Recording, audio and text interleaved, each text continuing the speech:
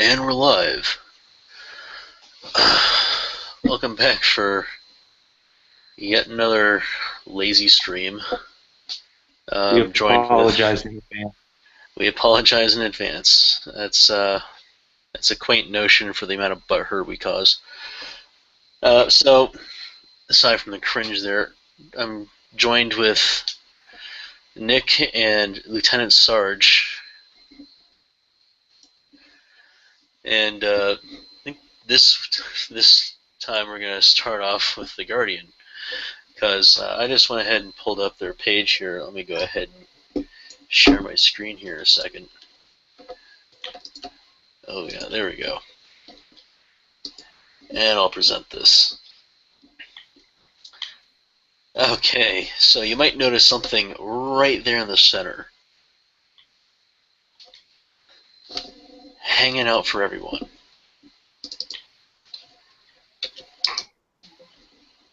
What are we looking at? Check the center of the screen. What does it tell you? Aside from diversity matters, which is hilarious. Minority students may be better Person off there. where they don't feel pushed too hard. So this is from Scalia, which is hilarious coming from him, I think. Let's go ahead and check this out.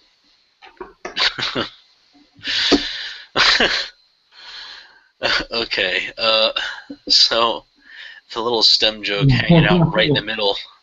The STEM joke hanging out right in the middle is this is actually the acronym for not a number, which is used for every floating point number in programming. And this face just says it all. All right. Let's see. So, a U.S. Supreme Court Justice, Scalia, has suggested that black students may benefit from the end of affirmative action admissions policies in U.S. universities because many are pushed ahead too fast and should go to lesser schools instead. Well, that's the exact opposite of the argument you should use. It should be more like, well, if you're going to be equal, then you don't need any boosts up. But I suppose that would get him just about as much backlash as the stupid shit he used. So the comments by Antonin Scalia came as conservatives on the court gave a sympathetic hearing to a white student who claimed she was deprived of a place at University of Race. Gee, that sounds like racism. Abigail Fisher, actually that sounds like racism even using the shit definition of prejudice plus power, seeing as it was the power to deny admission. Abigail Fisher graduated 2 years ago from Louisiana State University instead, but the court was warned that the number of minority students on U.S. college campuses could plummet if her appeal against UT is successful. Something Scalia suggested could be no bad thing. You know, I'd say that is discrediting the many people who are capable of getting in on their own merits. That said, I think it's going to be funny when the similar situation occurs, given how many. Well, actually, let's see. Texas, yeah, that's close enough. How many Asians would get in ahead of someone like, say, Abigail Fisher? Just waiting for that return to the Supreme Court. It's still not good enough. Okay. There are those who contend that it does not benefit African Americans to get them into the University of Texas where they do not do well, as opposed to having them go to a less advanced school, a slower track school where they do well, he said. I think, lowering the bar to the will of the students is a really shit idea. Have a high bar and low expectations and everyone does well. Let's see, so one of the legal briefs pointed out that most of the black students in this country don't come from schools like the University of Texas. They come from lesser schools where they do not feel that they're being pushed ahead in classes that are too fast for them. Citation needed. Justice Scalia made clear he shared this view, and of course it's his view and not like, say, a study. Call sociologists not not scientists as much as you'd like, they can at least do surveys. Survey's better than nothing. Yeah, basically. Justice Scalia made clear he shared this view and also suggested these lesser schools suffered by having minority students admitted to unsuitable elite institutions. Well, this is a terrible argument. So let me get this straight. His argument is that because black students have bad education, they should be sent to schools that have like lesser standards. No, I think I think that's the implicit argument he was making there, but lesser schools, it's if you're trying to say something else more specific, say something else more specific, because right now it sounds retarded. It sounds like he's saying they're less good rather than have lower standards.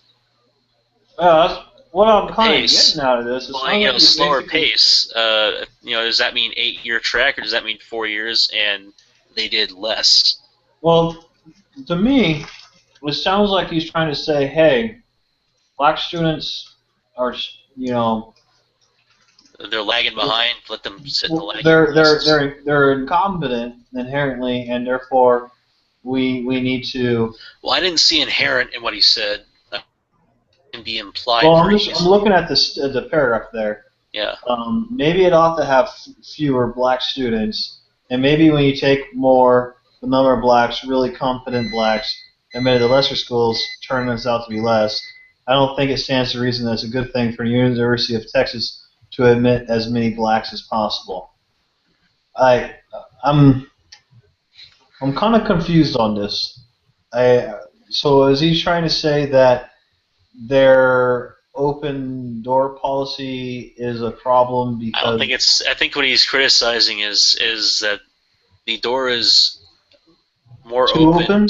Is more open for them than it is for anyone else, and it's not helping them. I think is what he's saying. Now, I don't see any statistics to back up that claim present here. I'm so at a loss at and this guy's a conservative too, right? Yeah, that does have any bearing on his arguments. It's his arguments are shit. Well, his arguments are shit regardless. I'm just I'm trying to get what is his motive behind presenting this really weird presentation. Maybe I'm missing some context. It seems to me like it's coming off kind of pretentious. I see what he's saying. Basically, why would you admit students to a program where they are, destined to fail due to the rigor of it? I can get that part of it. And then when he says, well, maybe these lesser schools, and then he uses that as a, it's not. He uses that as a shorthand for whatever it is that he actually means. Clearly, he means not this school. So I think what he's saying is, maybe if we bring him into a school which is more suited to the standards that they're brought to on par with everyone else, I get that part, but that's still not really. See, that's not doing. I get what you're saying. I just don't. I didn't know if that was what he was saying. So. Well, that's as far as I can gather. He's making the positive end of that argument and not following it back up with the full connotation of it. And they said, raise the bar so that and challenge others to meet it. Have the low expectations to guarantee that they do. Well, I mean, this is okay. So now, when they talk about education, they've had this discussion with the whole "No Child Left Behind" thing, where it's just basically ease of entrance on graduating, where people graduate without having a full education, and then they get to college where they're unprepared. They're not equipped with the tools needed for college level education. Part of that's the teachers, quite frankly. Yeah. Well, if you can't fire a shit teacher, then you're going to get shit students to come out of their classes. No, there's that, but that's kind of what I guess maybe he's trying to make, and he's just saying in particular black students targeting the wrong area. But I don't know. It's just the way he worded this is really strange. Well, let's see if anything else comes out of this. So, I don't think the solution to the problems with student body diversity can be can be to set up a system in which not only are minorities going to separate schools, they're going to inferior schools, said Gregory Gerlach. Yeah, well, that's not what Scalia said. That is distinctly the kind of thing that I knew was going to be one of the take-homes out of what Scalia said, which is not the case. Let's see if this court rule. I think this Gregory Gar guy, he was thinking the same He's thing calling as him me. racist immediately, which is hilarious. I could see that Scalia is not trying to skirt that as well as still fucking up, but that's not what his point is. I get that. It's that the expectations are incorrect. He's putting the cart before the horse, and then Gregory Gare is not calling him out on it. He is putting his own bias on it. So that is pure projection. Gotcha. If this well, I will say that I think I made the same mistake that Gregory Gar did, although I wasn't like pulling the race card. I was just kind of like confused. It's worded like shit. Let's see. If this court rules that the University of Texas can't consider race, well, gee, that sounds a little bit racist. We know exactly what will happen. Oh, do you? Diversity will plummet, especially among African Americans. Well, that sounds like a bit of a racist stance to have there, Gar. Now is not the time, and this is not the case to roll back student body diversity in America, he added. Well, if you were to go ahead and bring the same rigor and expectation upon them as you do everyone else, they might rise to meet that challenge. You never know. Okay, I think I got it. So, like, what Scalia's saying is that the problem is like a sort of like affirmative action in college is going on where students who are black are being admitted into it without... That is beyond dispute. That is definitely what is happening. So and he's basically saying that the problem with this is that by just admitting students who are based on their race rather than whether or not they meet the educational criteria, they are unprepared for the college level, like whatever, like college level education.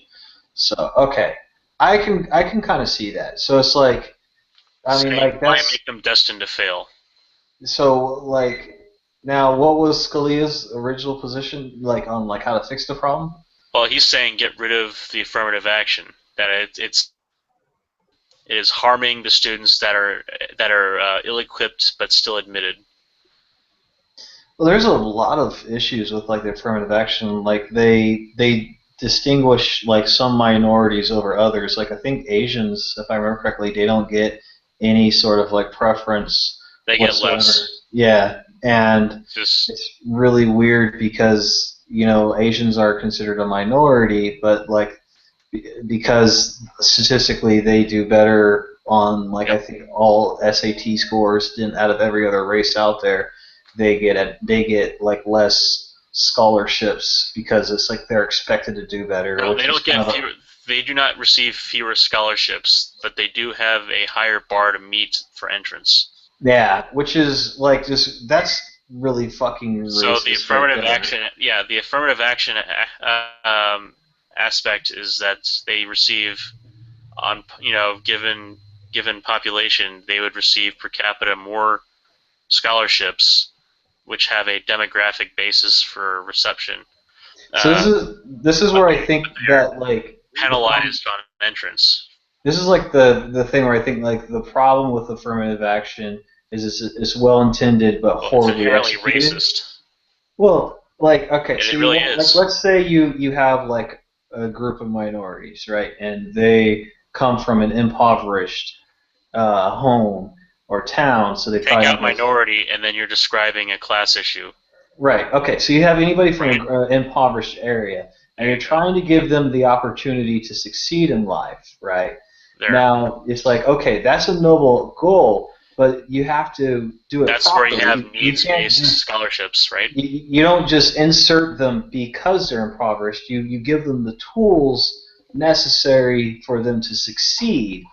And so, like, when you have, like, black students come from an impoverished area, what you want to do is not just, like, open the gate simply because of their race. So- You want to make sure that they are, Right. you want to give them a scholarship ability to, like, learn, but, So here's the I don't question, know how that Sarge. would work, because it's like so if you get a scholarship, but you have like a bad high school education, because let's Well, say so you here's just the high school. question. Here's the question on that, Sarge. So, as I said, just take race out of that, and it becomes a class issue, which is the basis for needs-based scholarships, right? Yeah. So when you fill out your FAFSA form, that's what that's supposed to be compensating for. So if you start to add in demographics, then you start to overshadow that with a completely different basis for comparison. So you see how the claim here is that your skin color or background, your parents, your lineage, whatever, is not anywhere near as powerful an influence as your standing as an economic class. That's one of the arguments that is made for dismissal of affirmative action. So you can see how if you came from a poor area, that it'd be more difficult for you to get access to adequately paid and maintained teachers, for instance. And thus, when held to a national standard, you don't hold up. So you are incapable of matching the same average. Right. I'm not.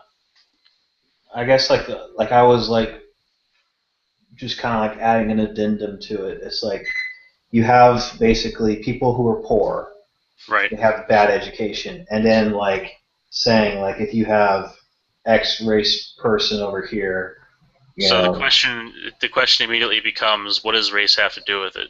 Would that not be a cultural thing? It shouldn't really have anything to do with it, in my opinion. Right. But obviously, people bring that in. I think if you're coming from any sort of background, like let's say you're coming from Mexico, and you're living here, you've been living in kind of a slummy area. Your parents came from India or they came from Japan, and you're living in like a kind of a crappier area because you migrate, they're immigrants, and so then you're like trying to build off of the very small foundation that you have living here. Giving someone like some sort of like kind of like a little extra boost in that regard, I don't see a problem with it. As far as like the fact that like, hey, they're like because they're of this ethnic background, they have a harder time than someone living already in America. But just because they are Asian, I don't think they should necessarily get a boost. Like someone whose parents migrated from the Philippines is going to be different than someone who's already living in America. Well, so you've seen Deliverance, I presume.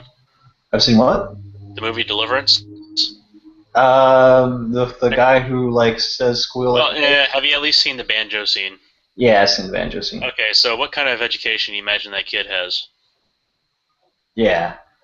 So yeah, no, I got that. Like That's that. Now, would it matter what color his skin is at that point? No, like that. Well, that's what That's basically I'm what the argument is. To help basically point out like the distinctions of like some people will say like there's this problem with ethnic background related class issues when it comes to like economical, and then you also have the fact that you can be like, I mean, for example, my family background is my mom like had to work while going to school, and we grew up on welfare. So I was like, a poor white person, and even though my grandfather was a fireman and managed to do well, like my mom got financially screwed over, and I won't go into much more detail. But one generation up, my grandfather, even just starting with him, before he became a fireman, he was working in the fields with a whole bunch of like Filipino workers and other guys from people that migrated from Oklahoma. And if you've ever read The Grapes of Wrath, you would know that in California, people from Oklahoma and other parts of the Midwest were extremely hated, and basically were giving the worst jobs possible, and a lot of them would starve to death looking for work. And so the Okies is what they called them, were basically the second or third class citizens that everybody hated. And so, like, the fact that they were white had little bearing. It was just the fact that they came from another area. Yeah. So you can be white or black, and depending on where you come from. So maybe that's a cultural context rather than or like a race specific. Rather than an ethnic context. Yeah. To consider, right? Okay, so yeah, maybe I should use culture instead of ethnic. The thing I was trying to establish is like the background of where your family's coming from can have like some certainly role to play into it. You could be like fucking Will Smith is black and his kids are never going to be impoverished because the guy's making money. You know what I mean? And same with Oprah. She's like one of the richest people in America. And, so her kids are going to be well off. Whereas some stupid ginger redhead white kids out in the sticks will probably be having their parents working at like a gas station or a fucking 7-Eleven, and they're going to be like living on welfare and shit. So a question, the thought arises here. If you go with the cultural aspect, just look at any immigrant family, and you'll see that it doesn't take more than a generation or at most two to go from having nothing to being moderately successful.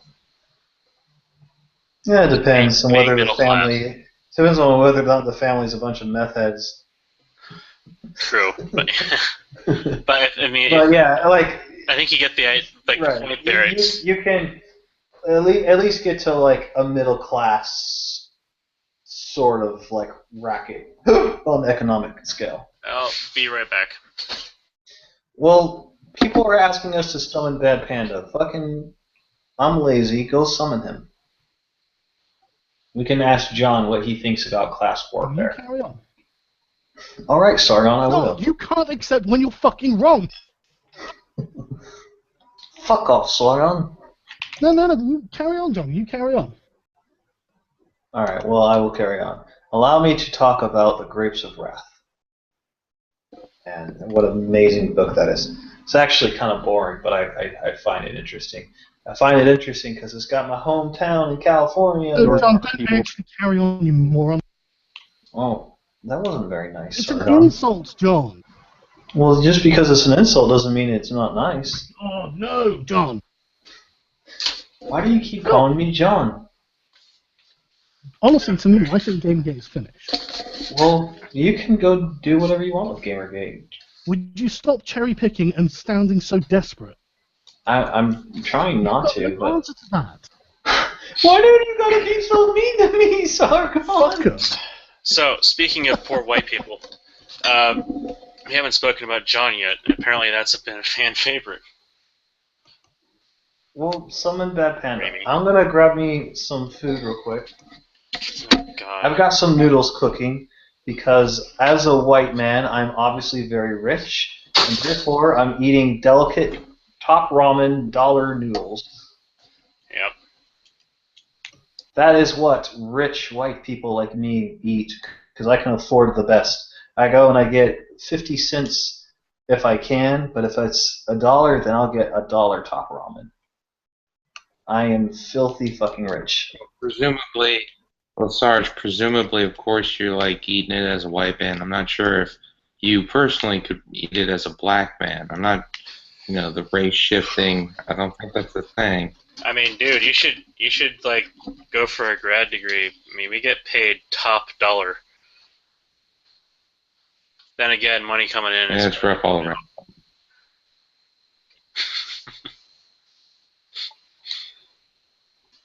It's rough around. There ain't such thing as a lot of money. Let's see. So it says, but Chief Justice Roberts made it clear he was impatient with the continued need for affirmative action and admission policies.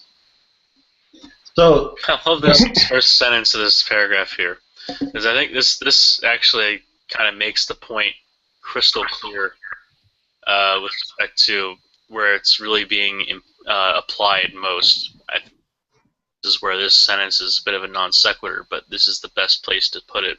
What unique perspective does a minority student bring to a physics class? Now, if it was, say, poetry, or if it was some kind of interpretation, or if it was history, sure, that would be very fascinating. But physics, I think, like an intro physics class, there really isn't anything interesting the student can say beyond something outside the scope of the class. well, it's kind of like the whole like women and tech thing, where it's like your gender or sex or whatever really has no bearing. It's whether or not you're skilled to do the job. Can you do the job? If you can, awesome. And if you're a woman and you can do the job, then fucking fantastic. Let's get 10 of you and we'll fucking make science. But if you're a woman who can't do the job, or if a man can do it better, then get the man in there. So, I mean, I know that's like really horrible for me to say for some reason, but it's like that whole. It really isn't. It's no, like you don't hear about all the women and minorities and so forth that are in STEM because they're doing work. They're not bitching about who they are.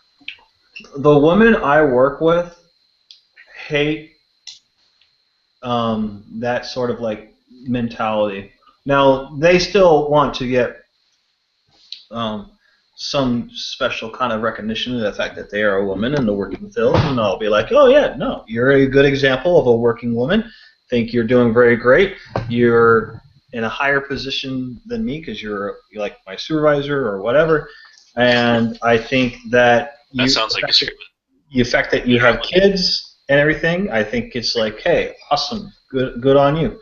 But like if you asked them, it's like hey, should you be given this job solely because you're a woman? They're gonna be like, no, I worked for it. You know what I mean? Like it's incredibly patronizing. Well, and it's also like there's women that I have worked with and they have worked with that are incredibly lazy. And it's like, should they be getting the same position as the ones who are working their ass off? And the ones who are working their ass off are going to be like, fuck no. Precisely. So, yeah, it's the women that work really hard, like, you'll find that they really don't take kindly to this type of shit. Yeah. The stuff that they're concerned about is when they get passed over because they're a woman, which in the military and government jobs and federal jobs doesn't happen as often as I guess as private sector.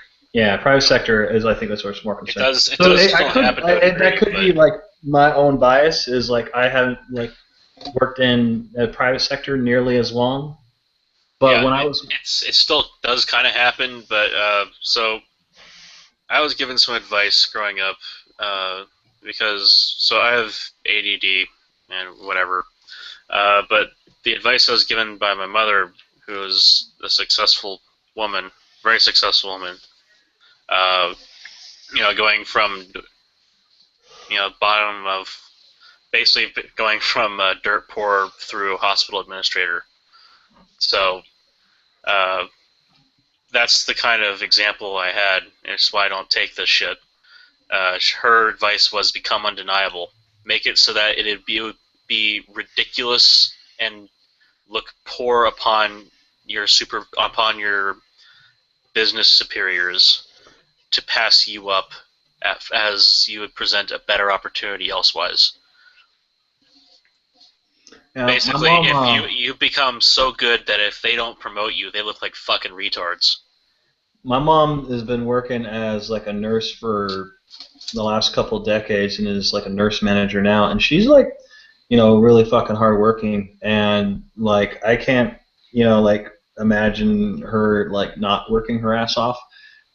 But like she's like criticized people who are incredibly lazy, whether they're guys or girls, and it's like if you're a person who doesn't deserve a job based on your talent or skills, then that should be the qualifier. So that's where I think that like my problem with like affirmative action sort of on that mentality comes into play. I have to wonder, what do you think of unions? Oh, unions. See, I don't know. Like I've heard a lot of good and bad about them. So, Would you say the that mayhaps they have a the purpose? bad is the bad parts I've heard is that a lot of times they will soak up money solely to pay for the union and let not the workers they're supposed to represent. And then it's also a pain to fire somebody, right? Well, I was going to say the good is that a lot of unions will look out for the workers that are getting before they get screwed over by the company. So, but what would happen if, say, one of the workers, or let's go with the extreme example, a really healthy chunk of the workers became lazy, but still enjoyed that protection, that largesse due to the negotiating power of the union with the company. So like he's like basically Like almost say, like it's almost like he's soaking up unemployment, but he's on the job payroll. like say teachers that you can't fire, that might be holding down students by giving them really shitty teaching experiences. Well, how can that be taken care of when It costs more than the salary of the teacher to get rid of them? Yeah, that's the thing, is you have to not only pay twice the salary of a new teacher given the benefits that are accrued for them, so the salary doubles whenever you consider employing someone. Just in general, if you didn't know, your compensation is matched effectively by the company. You not only do you have to pay twice the salary of a new teacher, you also have to pay roughly that same amount to fire the old one. And that's in 1 year. So it is by far cheaper until the problem becomes such an excess that you can't deny that problem exists. It is so expensive to get rid of a teacher that it just doesn't happen routinely. And the union can still come back and sue. How can so how do you fix that? So hold on, I have an opinion, fellas. Yeah. I actually had to help get rid and it wasn't easy. Like, I had to go listen into his class because they finally found a reason to get rid of him. Like, the motherfucker was just mean as shit, and he wasn't actually teaching the material. I had to do this for 2 semesters.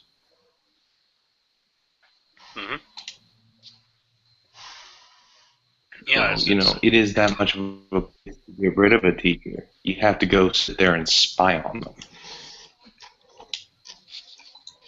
Well, so I could clearly see the issue with that, where you have like basically a shitty worker that it's like you're gonna lose money trying to get rid of them. And in the case of teachers, it's like they're supposed to be educating the kids. Now consider also, Sarge, that people complain about the pay that teachers get earned, right? Mm-hmm. And so low. If that was a not insignificant chunk of the population of persons teaching, you could see how that would drag down the salary of the teacher.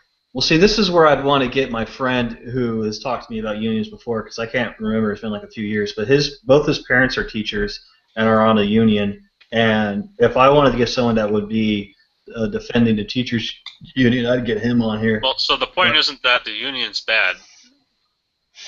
The point isn't that it doesn't have a purpose here, because it does. It represents negotiating power of the people who are working. So, the group negotiating power of a union is its strength and weakness, because that same negotiating power protects the weaker members of the union. Yeah. The reason I was bringing him up is like I'm very limited on like my knowledge on this. Is like not my scope. So we need more mindless bashing. People are bored. I'm sorry. We can try and get someone on, and we can have crazier antics. I'm gonna kill the stream here. Craig, let's argue about something. What should we argue about? No, I got it. Donald Trump is a horrible politician. I think he's the worst. You're a faggot. Donald Trump is like the biggest douche nozzle. I don't know why anybody would support him. I mean, I don't really have anything to disagree with. What do you think, Nick? What do you think, Nick? I think you like taking the ass. How far does he like taking it up the ass? What do you think? I don't know, 14, 15 inches? And exactly how much of that could you fill? All of none. I don't stick my dick in like dudes.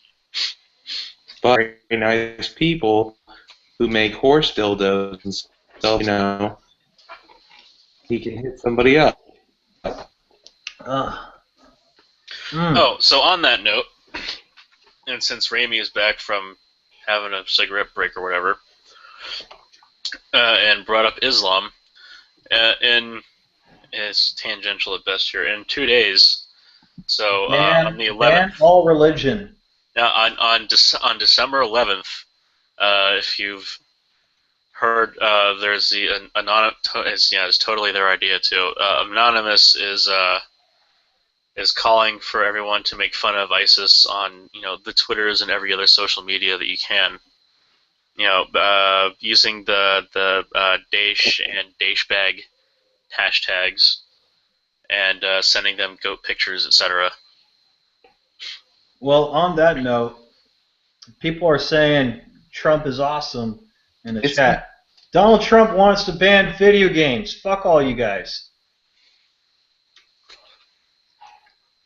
Donald Trump wants to ban video games. Go. You're I don't give a shit what he says about it, fucking having the balls to dick slap Islam. He wants to ban violent video games. I turned against Fox News and the Republican crowd because they were trying to ban video games back in the GTA 3 days. I turned against feminism, the social justice warriors, because they're trying to ban video games in 2012 and 2013. Well, now Donald Trump's sitting there saying it, and all you fuckers are like sucking his dick. Fuck all you hypocrites. Fuck you, Gamergate. Get on board with this shit. No, he said that shit 3 years ago. He didn't even commit to it. Hold the phone. We can look this shit up. Go ahead. Well, we need to get some. Talking. You know what else? We need to get Donald Trump to discuss whether or not he wants to ban video game violence. Fucker. Let's see. Don't touch my games. I love my games. How could I censor Gamergate? How could I do that? Because, Sargon, you have the power. You're a YouTube celebrity. That means that people will automatically listen to everything you say without critically thinking. I'm honored. Oh yeah, this was Washington Post. Donald Trump is the Gamergate of Republican politics. I forgot about that. Trump is just a populist faggot and will say whatever he thinks is edgy. We're going to Trump's Muslim database game. Co-op Donald Trump and we're monopolists, okay? Got all your asses. All right, Nick. Hillary versus Trump. Who do you think's going to win? Trump, hands down. Not even a question. Trump ain't going to win. And that's not because I don't want him to win or anything. He does not have the staying power. Yeah, well, you just can't compete Whoever against. wins, we all lose. That's true. Okay. Undead system. What's he supposed to do? Raimi said the best thing of both. Whoever wins, we lose. No shit. That's just politics. I invited Max to come in here. Bastard hasn't come in yet. Oh, I can send the link to Grey Knight. Nick, you were saying that Milo turned on his stance on video games. This might be true, but he has also said that he is using us and has said it publicly. And I'm not sure if he said it in jest or if he was saying it, but like being serious while saying it in a joking manner. But dude, how were you not aware that he was using you in a proxy conflict? Like, he rolled in hating social justice warriors. Of course he's using Gamergate as a proxy conflict. The question is, because you were saying to me, is like Milo changed his mind. It's like, did he? Yes, he did. I know he has to. He said he played some games to get the understanding of gamers. Well, you know what? I've read some I stuff didn't. that he said, so I'm going to go ahead and give Milo a few points. He has said some pretty nice stuff about gamers overall, so I'll give him some. I'm going to give him credit. I didn't say that he became a gamer. I just said that he warmed up to them. Yeah. That's all I said. He has gone and given us an olive branch, whereas all the fucking gaming journalists have gone and said we hate you. So I don't necessarily agree with Milo's politics, but at least he's not trying to cast me as the devil trying to rape all the women's out of the video game industry. Plus, you know, he's fabulous. But That's why yeah, we need Indo there. whenever fucking like a shooting would happen, it would always be them video games are doing it. And the reason I think it happened is because they want to protect their guns. So they got to pass the buck of blame over to something else, and video games was the easiest one to go to. Now that's not me saying I want to ban guns. I'm just saying that that's what the fucking Republican strategy has been for a long time. Is whenever that debate would come up, it's shift the burden over to something else. And video games was one of those ones where it's just like, hey, everybody hates it, and it's just those fucking nerds anyway. So yeah, it's video games. We don't understand it. Sorry. Video games. What? Sarge, shut up. That's been the Republican strategy since the 90s, since fucking Columbine in 2001. Exactly. Right? Nothing new. Feminists have been doing it since the 80s. And then before that, it was the Republicans again. The feminists were doing the games cause the fucking what is it the hot coffee mod of GTA 3. That's what Hillary Clinton was trying to do. She was trying to get GTA 3 banned. That's why I don't want to vote for her either. They both hate video games. Yeah, dude, well then don't. It goes back and forth between both sides. Both sides have done it, okay? So it's rather irrelevant to say that one political side is guilty of trying to get rid of games. They both tried to do it. So they're both hating video games. So can't we like not vote for them and elect somebody else who because then you're letting someone else speak for you. Well, the whole point of a political candidate is they represent you, so in a way they do speak for you. But you're choosing somebody who actually speaks for you. Neither Donald Trump or Hillary Clinton speak for me. I don't hold their opinions on a lot of political positions, and I especially don't hold their opinions when it comes to games. Opinion 100% but their own.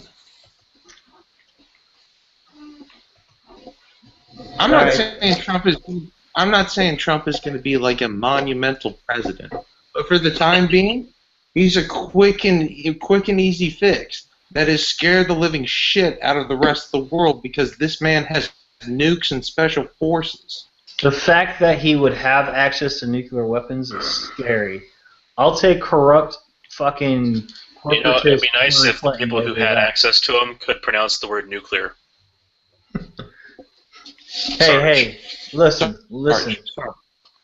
Donald Trump is people amazing. Handling nukes. Look how well that turned out in Iran. Well, Bush and Obama both are corrupt, and they had access to nukes, but they weren't impulsive hotheads. Look how well that turned out for us. Look where we are. Nixon had access to nukes, and he didn't go nuke something. It's not corrupt I'm worried about. It's whether or not they're crazy. And I can't tell if Donald Trump is crazy or just like a TV show. Shut up. If it's a TV show, then I'm okay. Because a TV show means that there's a calculating brain going on to tell me I need to act crazy so I get the publicity. Sarge, you need to let him auto-tune, otherwise it's going to, All right. No, I'm just going to mute him. In any event, all right, you can fix incompetent with experience. You can fix crazy with pills. But what you can't do is fix corrupt, because malicious people do malicious shit. And they're successful at it, too.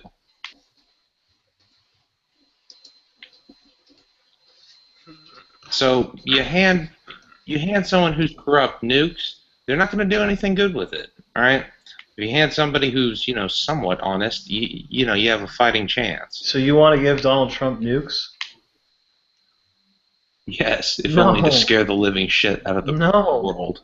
No. No, it's the ultimate nuclear deterrent. Nick, the Cold War is something that we look on as a bad time in human history. We don't need to go back into that. Dude, we're not going to go back into it. No, we I mean, might it's be. not like we can have an If arms race fucking with Iran or Putin something. and Turkey are constantly going to be fighting, then we might be getting back into it. Dude, what are you talking about? Putin's going to be like, oh, I like this man. He's almost as ruthless as, like, my mother. You think Putin and Trump will get along? Putin, no, hold on. Trump would realize real quick that he's out of his depth with Putin. And he's not going to fuck with the guy, but he's sure as hell going to turn around and, sort of fake it until you make Trump it. will nuke Right? That's what Saudi Trump will do Arabia. with Putin, and Putin will just deal with him like, a hell of a lot better than Bush and Obama. Hang on. It'll hasten the arrival of the 8th Imam or Mahdi or whatever bullshit is. Let them nuke the Arabian Peninsula. Then Trump will nuke Saudi Arabia. God. You're goddamn right. Let's just nuke the planet. Fuck it. Human race has gone on too long. It's the ultimate social chemo initiation thing. Get rid of all the cancer. Well, Remove you wanted some Bob. stuff on Donald Trump, so I'm digging it up for you. Yeah. That tweet that Has you commented ties on. to organized crime.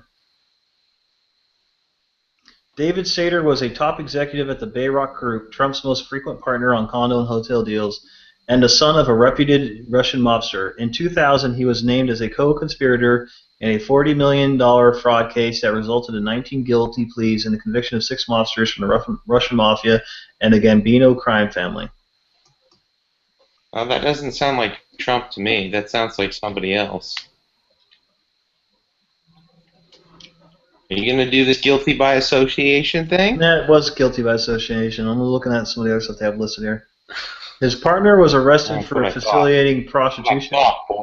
That's just his partner. This is garbage. This isn't anything. This is just his partner stuff. Yeah, it's called guilt by association. Yeah, that's what they're doing. And it's bullshit for real. Trump is an honest, God-fearing man. Maybe. You really think the guy believes in God? No. Okay. Holy shit. Who the fuck's here? See, this site's stupid. It's like we got like all this dirt on Trump, and it's just like stuff his partners have done. Oh, let's see. Donald Trump is the Gamergate of Republican politics. Oh my God! By Yeah. Alyssa Rosenberg on December 7th, 2015. Sarge, think of it this way. Shh, Nick, we're reading. Shut up. If Trump gets his way, all right, don't you think that some of the more moderate Republicans and Democrats would be more willing to work together on shit, because they hate Trump so much? And on that note, as 2015 winds to a close, the attempts to understand the rise and persistence of Donald Trump as a Republican presidential contender inspired New York Times reporters Patrick Healy and Maggie Haberman to dive deep on 95,000 words of Trump's remarks from the 5 months he has been on the campaign trail. The most striking hallmark was Mr. Trump's constant repetition of divisive phrases, harsh words, and violent imagery that American presidents rarely use, based on a quantitative comparison of his remarks and the news conferences of recent presidents, Democratic and Republican, Healy and Haberman wrote. I'd love to see where you actually put up a histogram with all those words present. Yeah, and also define violent and harsh, etc. And not just butthurt. Yeah. I'd be curious to see exactly how that subjective tree of different definitions broke down. In another Dude, how have these faggots not learned? Hold on. How have these faggots not learned, like, negative press just fuels him? Like, Well, Makes that maybe they're shit, being he paid. eats it whole, puts out gold.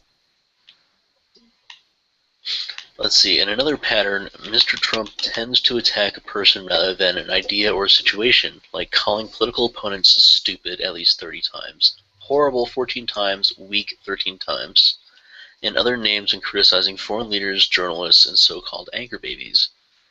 He bragged on Thursday about psyching out Jeb Bush by repeatedly calling him low energy, but he spends far less time contrasting Mr. Bush's policies with his own proposals, which are scant. Sure. Trump's harshness extended even further. Oh, this is going to be funny. Whether he's suggesting that Fox anchor Megyn Kelly's tough questioning is prompted by menstruation, imitating a reporter with a disability, or suggesting maybe a Black Lives Matter activist who interrupted a November Trump rally and was attacked by the crowd should have been roughed up. Each of these outbursts...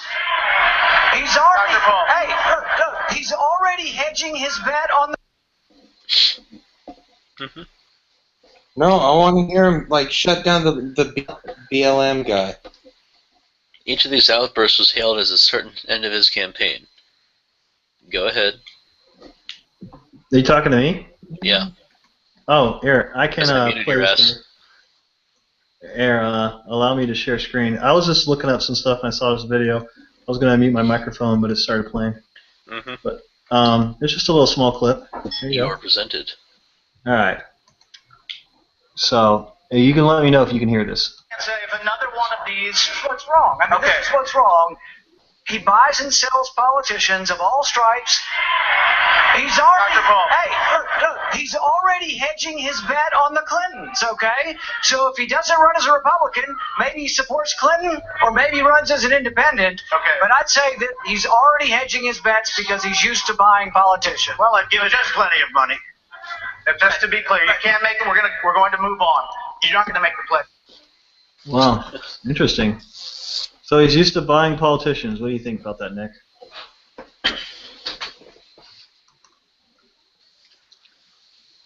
Nick. Well, that's a resounding silence.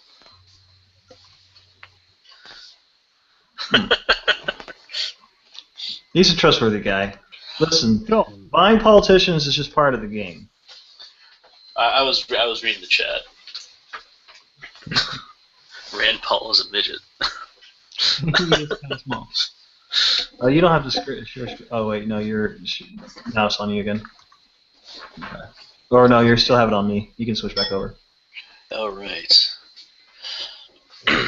Now, the coverage has shifted to marveling at the way Trump's campaign keeps rolling on despite moments that would be deadly for any other campaign. Gee, maybe it was due to bashfulness. Let's see. But I think it's time to move on. Oh, so it's now about you. Fantastic. I thought this was... Apparently not. It's time to move on to a third stage of discussion that treats this meanness as the core to Trump's appeal rather than a distracting sideline. As Healy and Haberman wrote, us versus them dynamics have been a powerful force in American politics in decades past, and Act 4 columnist Sonny Bunch wrote in August that pop culture, particularly Aaron Sorkin's The West Wing and The American President, has for years been urging audiences to embrace straight-talking political candidates who theoretically cut through the obfuscation of other politicians. Well, gee, it'd be nice if someone spoke plainly, wouldn't it? The joke on liberals like Sorkin and his fans Bunch suggested was that the candidate who employed this method of straight talk most successfully wasn't a left-leaning academic like Jed Bartlett, Martin Sheen, but a showman like Trump. Well, you know, if you make a spectacle of it, they will come. Oh, I'm in twice. There's two of me. Shit. There's two GIFs. Man. Look at that shit. That's awesome. Nick's double penetrating this stream. Hold the phone here. Swing your partner round and round. Don't kick me, bro. I'm not kicking you. Okay. You left. No! What happened to Mini-Me? I don't know where the hell Sarge went. Fuck him. Fuck you, Batman. Oh, okay. Let's see. Uh, Yet if there are broad templates for Trump's rise in both American political history and American pop culture, there have been more recent specific cultural signs that Trump's coarseness would be blah, blah, blah, whatever. He's like And here's the fun part. Sorry, Sargon, go ahead. Sorry, No, he's sorry, like I'll sit a down. no. He's like a Guido Reagan 2.0. Say, I'm sorry, I was wrong. I'm sorry, you were wrong. That is not going to make anything happen. Okay. I'm okay with that. Okay, so take Gamergate and the sad puppies and rabid puppies controversies over this year's Hugo Awards. Both cultural movements, the first aimed at video gaming, the second a preeminent award for science fiction fantasy writing, were responses to the gains. Oh, please, the gains that women, acronym people, and people of color had made in mediums and genres historically dominated by white men. I don't know if there's a whole lot to say about that. That's just hilarious, self-flating bullshit. Both were animated by the idea that video and fantasy writing had been corrupt. No. By the increasing prominence of these new no, not really, no. And both movements were animated by no, not really, no. Something or other, Hugo Awards. Do they need to actually go through and asserted without evidence? Well, no. What they need to do is get their head out of the squarely well positioned place they have them tucked inside their asses, and start typing while staring at the screen. The upper colon. Though it's probably pretty convenient having that early access, to see if they have polyps, if they're getting cancer. I mean, like they're they already are so cancer, so it's kind of weird, but they could be a case that they get that on top of it. They're already so cancerous that ass cancer would probably help. True, it would be like the one Simpsons episode where Mr. Burns had everything, and because he did, they couldn't all kill him at once. Let's see. All three of these elements are hallmarks of Trump's candidacy. Immigrants may be the enemy instead of feminist video game critics or non-white fantasy authors. Trump's signature Make America Great Again hat is both a way for his campaign to make money from the sales of apparel and bumper stickers, and an articulation of Trump's core idea, that America is in decline and needs a winner like him to halt the skid. More on that in a minute. And while Trump doesn't have to dox anybody, his fascinating freewheeling Twitter presence has some stylistic flourishes in common with some of Gamergate and the Hugo Movement stars. So, where in this are you trying to poison a well? All I see is that you're trying to come up with some sort of crazed constellation of facts that somehow paint a picture only you can see, dumbass authors. Let's see here. That America is in decline and needs a winner like him to halt the skid.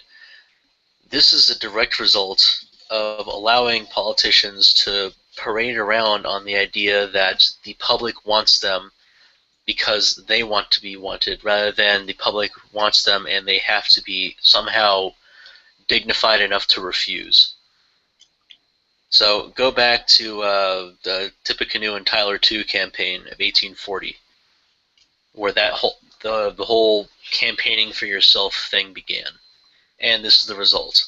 Don't like it, find a better political system. Well, it's like, seriously, what the fuck do they think Hillary's going to do? Say that the country's fine without me? Well, who the fuck are they or kidding? Obama or Bush? Go on back down the line here. Which one of them said, look, the country is fantastic without me. You don't need me as a leader. So I'm going to put my hat in the ring anyway. Well, it's like, who the fuck are they kidding? Obama has, there's a theme of poster based on Obama's campaign. Like, he sold that motherfucker like a motherfucker. Hope and change, man. Hope and change. Welcome back. Let's see. It might be easy for left-leaning critics to condemn Gamergate, well, gee, and the sad and rabid puppies as crude in their execution and mistaken in their analysis, just as it's a layup for political commentators to point out that Trump's language is outside the norm for national politics. Oh, is it really? I'm wondering here, Where in the last 16 years has this been out of the norm? Let alone the decade before that. See, it's much harder. It's much harder to reckon with the real constituencies these cultural movements and Trump have attracted.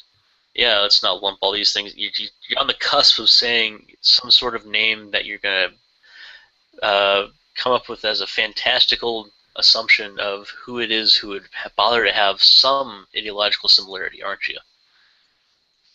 Or to find effective responses to them, like telling them that they're idiots and then leaving it at that, no evidence, just assert something. Criticizing Gamergate constituents or Trump fans as crude or bigoted becomes proof that Gamergate leaders and Trump are speaking truths that others have tried to. No, it becomes proof that you're trying to label them as crude and bigoted. It's that simple. See, condemning Gamergate or Trump ideas as violent or absurd becomes evidence that these tactics are effective. Wrong again. It's just more evidence that you're trying to brand them as such. Let's see. God, You can't shame someone. You can't shame someone who sees your standards of what's polite and what's decent as an attempt to suppress a frank conversation America badly needs. An idea that becomes explicit in a Twitter conversation this summer. Oh, this is going to be good. Oh boy. At Commissar of GG. I knew it. You are being attacked from all sides, yet you have the people's hearts. Just be calm and trust yourself. We love you. Oh boy. Yeah, like Trump. Let's see. And I'm guessing this tweet is the focal point which brings in all of this combined ire. Let's see. It's true and important to point out that the same characteristics that make it so hard to argue effectively, and here it comes, effectively against these sorts of movements also often end up limiting their efficacy. Zoe Quinn, one of the targets of Gamergate, yeah. I'm sorry, Chelsea has nothing to do with this shit. Landed a significant book deal for a memoir about the experience. Yeah, how about that? And Scarlett Johansson may play her in a movie adaptation. Good luck. Hugo voters rejected the Sad Puppies and Rabid Puppy slates. Many of the categories this year were awarded to no one. Yeah, it's the stamp your feet and take your ball, go home kind of thing. If those judges are ever brought back, don't be surprised if you get the same treatment. See, and Trump is president of the United States. Well, true. Even if he wins the Republican primary, he's likely to be going up against a candidate whose superpower might be the only effective kryptonite to the harshness that makes Trump appealing to so many voters.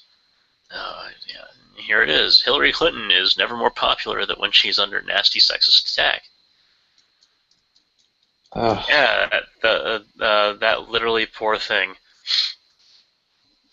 She's not Remember, she was a pauper after they left the White House, making $200,000 plus every time she spoke to someone.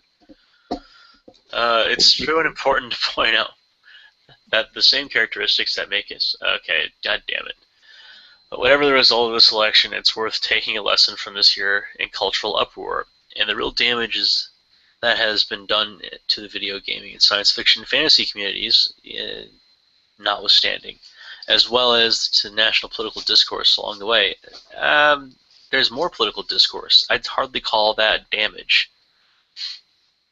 Ask any English major about the Great Conversation, and you'll get an earful about this.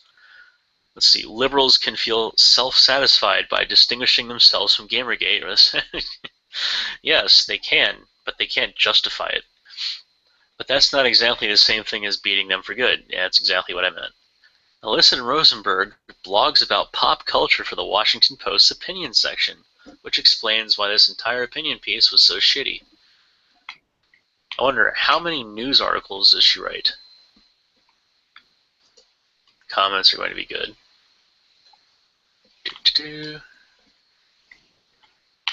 Oh, wow. Let's see.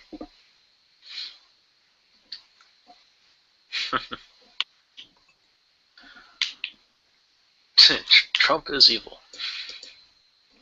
Oh well. And now to the actual interesting story. Pornhub says its gaming audience dropped 10% the day Fallout 4 came out. Holy shit. Seriously, 10%, that's pretty significant. I'm honored. You Okay. can't say you're honored. Like, that's the wrong button, Batman. Sorry, I'll sit down. Good.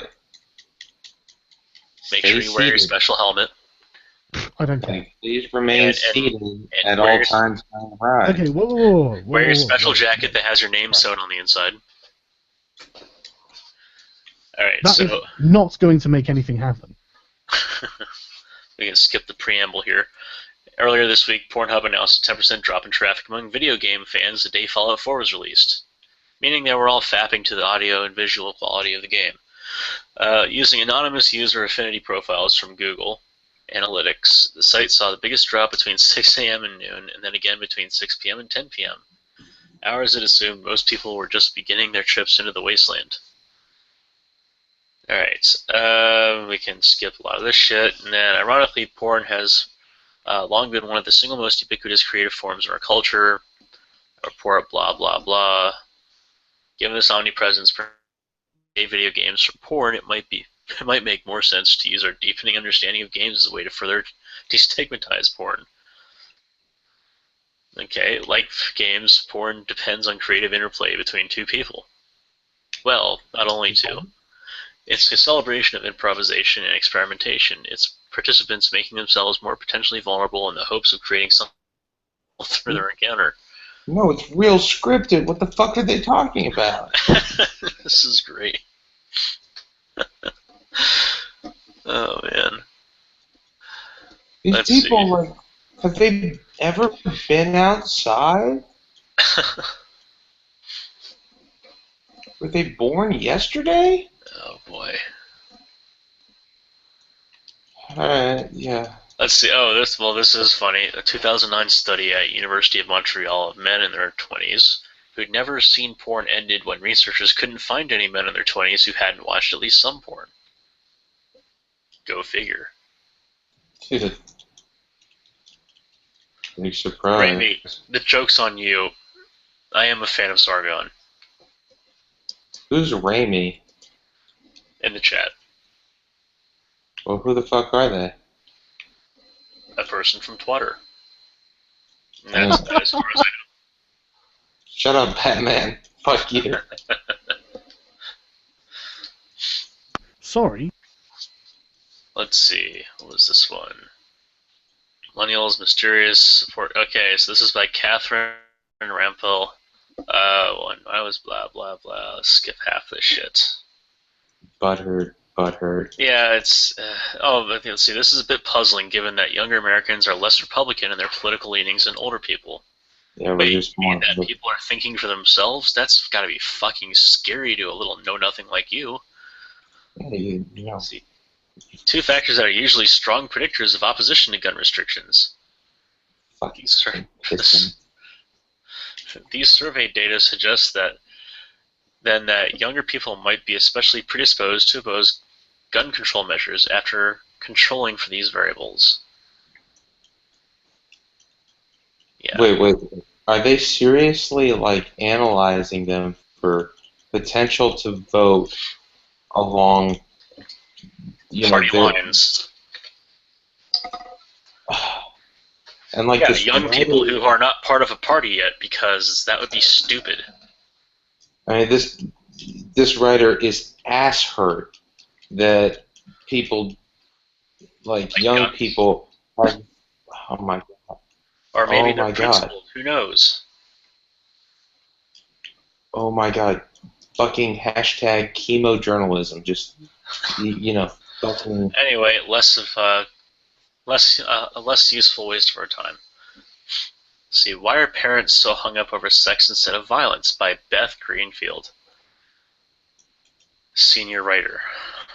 Maybe because people, Now, I'm going to give you a guess here. Do you think it means senior in high school, senior in college, or senior in staff?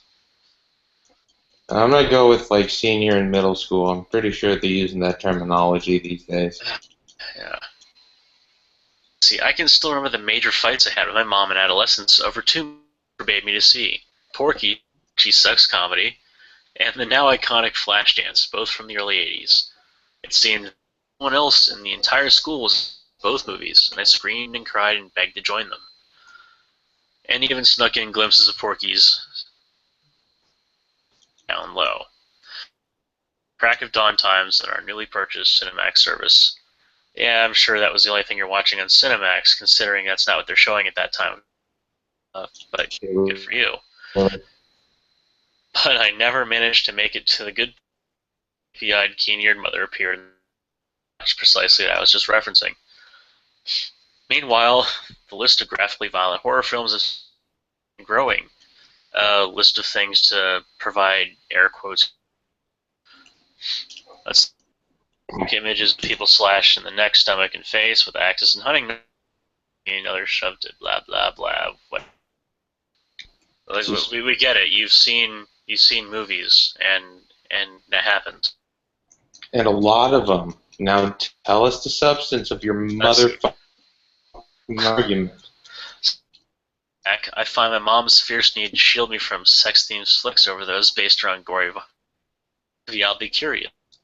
Wait. Okay. Wait. Did you say that he needs mom to shield him? She just said she finds that sex was somehow worse than violence. Not that I disagree about her. Oh boy, so this is the person who wants to keep kids from, well, defined as everyone under 4, from seeing scantily clad women or, people having an enjoyable time together. Chippendales probably as well. Is also anything involving violence, so don't pick any flowers because that's harmful. Still, and that's me poisoning a well there. Still, she was far from alone in her belief. That's not a good reason to have one about what could be most harmful. And is still not alone today. Still not a good reason to have a belief, despite the fact that we know vastly more about the impacts of violent imagery on children. Yes, we do, and you're not going to like the results of those studies than we did 3 decades ago. Oh, okay. According to the findings of a new survey, this is called nitpicking, cherry picking, what have you, running out there to find a single survey that gives you the result you want. I'd love to see what this one is. Oh, and this is a report by the Hollywood Reporter. Hey, Craig. Yeah. I hate to be this guy, but there are more unplanned pregnancies than mass shootings in America. Just putting that one out there. That's pretty funny. Sorry, how is this not Christianity? Good point. Missouri does lead the charge there, and they have the absence only. No, that's Oklahoma. Sorry, Louisiana. That's Oklahoma. Let's see. And this is an article on the study, not the study, of course, because that would be helpful. Movie ratings: sex remains top concern for American parents, not violence. Oh God, it's more self-aggrandizing bullshit. And then, blah blah, has made a full survey public. Yeah, that'd be nice because that would be helpful instead of more of you talking about your own navel. This is not helpful at all. Let's see. Sexual content and nudity movies are the top concern for parents, while violence is less so. Maybe that's because humans are capable of processing these actions. Like, gee, the stabby thing is bad. Let's see. The findings are part of blah blah, where they talk about themselves some more and some blah blah. Meanwhile, a mass shooting takes place at least once a day in America, according to Shooting Tracker. Oh, this looks great. We'll look at that later. Lockdown drills requiring a 4-year-old to practice silently cowering in coat closets are now a routine part of school culture. This is a person who never had to deal with nuke drills, isn't it? Because that's a story I can remember hearing growing up. That it was fortunate that I would never have to do such a thing. Hiding under what amounts to little more than tinder, waiting for a giant fireball to go off right next to your school. Something that you would not survive, but hey, you can pretend anyway. Hey, man, like, you can always, hope that even if you make it past the explosion, that the alpha and beta radiation don't kill you. Yeah. Let's see. The body of evidence linking media violence to the real thing later in life is growing, except it's not. there's more strong evidence that lead contamination in water caused the violent 90s. And seeing as the violence level and basically general crime level is still continuing to plummet, as well as the lead levels in adolescence, this whole body of evidence thing you're trying to draw out just isn't borne out in reality. In any event, let's see. And the Surgeon General and National Institute of Mental Health and organizations including American Medical Association, American Psychiatric Association, American Psychological Association still consider exposure to media violence a risk factor for actual violence. Yeah, because violent ideation is typically going to have some precipitating factor. This is like saying that the most dangerous place for any given person is within 2 miles of their home. You happen, for those who can't spell that out on their own, you spend most of your time there. Of course, it's fucking dangerous. Most accidents happen because that's the most time you spend in an accident-prone region. Kind of like saying the most dangerous places in your home are the bathroom and kitchen. The slippery tile and sharp objects in the kitchen are to blame. You think? Let's see. So why on earth is exposure to media sexuality so much scarier for parents to deal with? That could be a cultural thing. Unplanned pregnancy, this whole butthurt thing about, hashtag rape culture. Then there's the whole, again, unplanned pregnancy. And then straight up, people are into some weird shit. So, I would be concerned too. What was the other thing? Test. Welcome back, Bats. No one likes you, Bats. I love you too, Nick. Let's see. It's certainly not surprising in a culture that routinely slut-shames women for being sexual and confuses... Oh, my God. Oh, really? It doesn't shame dudes? No, but how does it make any sense? Well, your argument doesn't. So, good job. Let's see. Violence has been normalized in entertainment. Parents have grown up with those images and think, well, I haven't killed anyone. Well, they haven't, have they? Yeah. Isn't that the beautiful thing? It's scary. Fucking Diane writer. Levin. This is great. Professor of Education. Yeah. So not psychology, not psychiatry, not sociology, education. Let's see. And an expert in the effects of media on children. Totally. I can see that right now. Professor of Education. It explains to Yahoo Parenting. Again, another fantastic place to be associating yourself with. Hey, Craig, I just want to point out the fantastic stereotype here, the shitty school teacher that everybody hates trying to take away your toys and shit. Just want to, Oh, this is hilarious. Like, oh, really? So that teacher really does suck ass. This is the Professor of Education.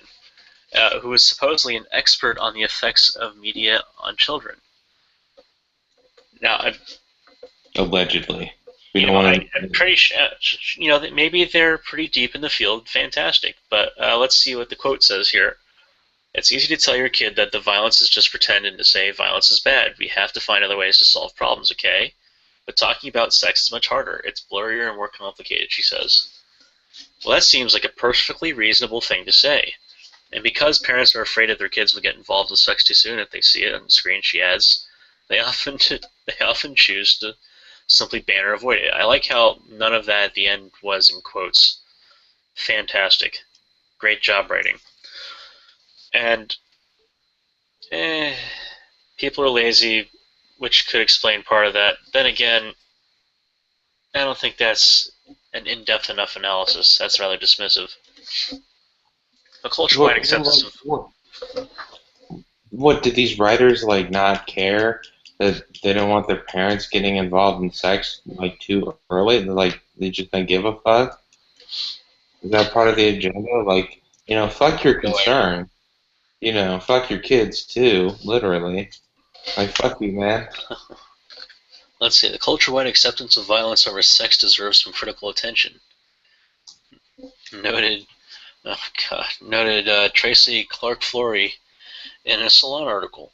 Now several years ago, reacting to the Supreme Court's rejection of an attempt to ban the sale of violent video games to minors. The majority ruled that federal obscenity laws applies only to depictions of sexual conduct and not to scenes that are shocking for other reasons like extreme violence. There's a reason for that too. Can you imagine somebody who gets triggered at everything right now trying to make their way to the Supreme Court to explain how, gee, that pigeon crapping on that guy on the sidewalk happened to be some sort of obscene scene to them? Yeah, pretty much. Or how someone saying any given three-letter word happens to make them have to cock their head to the side and scream. Like, yeah. I'm sorry, but the reason obscenity is such a hard thing to prove in the first place is precisely because it is such a cut into the First Amendment.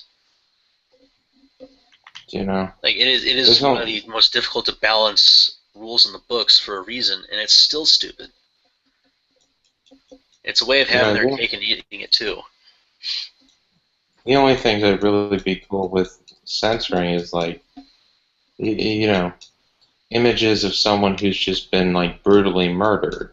Like, you know, come on, don't stop. Well, yeah, and then there's also the context of a given set of imagery, right? You know, if you go to Google image search and you look up gore, then you're probably going to fuck yourself up for the afternoon. But two things. One, no one really does that without a fairly silly reason elsewise. And two, if you look at an image like that in context, it might be, say, a coroner's report. You know, which is complete. Yeah, it's very straightforward in why there's an application for it. Yeah. Although I don't know why the coroner would publish those photos. Well, you know how servers aren't secure and so on. Yep. I still love the drawbridges you can publicly access. Yeah. That's going to change in about 10 years. Yeah. Allahu Akbar. Maybe someone will get their shit in gear. Who knows? Dude, the world's going to suck in about 10 years. Just because, you know, we'll have all the millennials finally in, you know, IT and shit. And they're going to... Oh, there's currently no text in this page. Well, that's sad. The mass shooting tracker. Come on, give me something useful. Yearly lists, yada yada. Where were those daily shootings that were supposed to be shown here? Dude, like, you know how much it's going to suck when social justice warriors actually control, like, IT? They're going to enforce their Orwellian bullshit, you know, just with coding. And then we're all fucked. Let's see. Ooh, blame the gun, blame the gun. Well, speaking of blame the gun, knife crime numbers in Waltham Cross concerning, according to Counselor. Ban all pointy objects. Violent knife crime has increased in Waltham Cross and Chestnut in the past 3 years, but remains at fairly low levels, the latest figures reveal. Numbers released by someone after a spate of crimes show there were 30 incidents of assault involving knives, serious violence, or people caught possessing a blade in 2015. A whole 30? Let's see, by contrast, in 2012 there were only 13. Well. Now this is England, so everything's tiny over there. 18 and older only.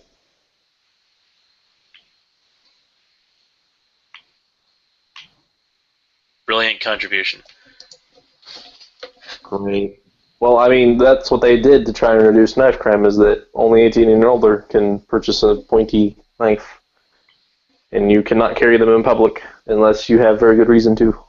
Even, like, cooking knives or anything like that. Even if, say, you purchase them and they're in a box set? I would imagine. What if you're a UPS courier and you're carrying around a box set package? I bet you they won't allow them to ship. I bet you they don't allow them to ship knives. Because I was going to say, you'd end up being a courier with, say, maybe 150 knives in a box. I mean, that just... Well, I mean, that's what you end up running into, is that you can't even do common sense, stupid shit like that, you know? That makes you a walking weapon of mass destruction with that kind of law. Oh, yeah, definitely. Let's see. Oh, this is great. Welcome. Please enjoy a limited number of articles over the next 30 days. You have 4 pages remaining. Clear cookies. Let's see. November 17 debate. Do violent video games contribute to violence in society? Oh, this is just a freaking ad for it. Fuck that noise. Are video games encouraging violence? Yes. Let's Yes. see. The No, point. yeah. Absolutely. Absolutely. Oh, there it is. Grand Theft Auto, Call of Duty, Halo, and those are the 3 that you can name. Is what? Halo, yes. Whenever I think of violent video games, I think of Halo. There we go. And Gunman Adam Lanza.